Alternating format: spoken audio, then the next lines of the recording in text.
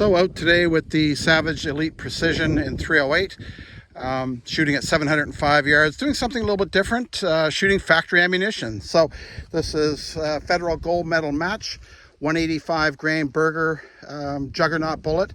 Again, just off the shelf factory ammunition. Shooting a plate out there, it's about a 10-inch plate. See if I can connect with it and see how factory ammunition really is in this rifle.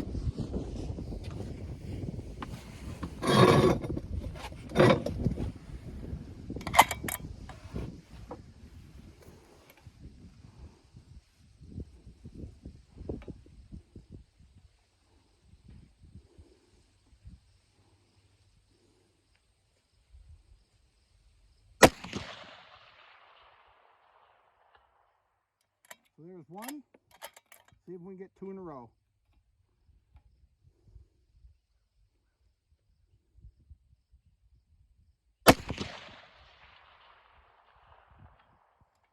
There's another one.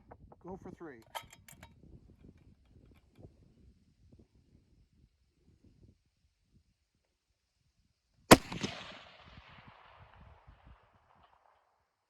Well, there's three in a row, shooting factory match grade ammunition. Works pretty good, actually.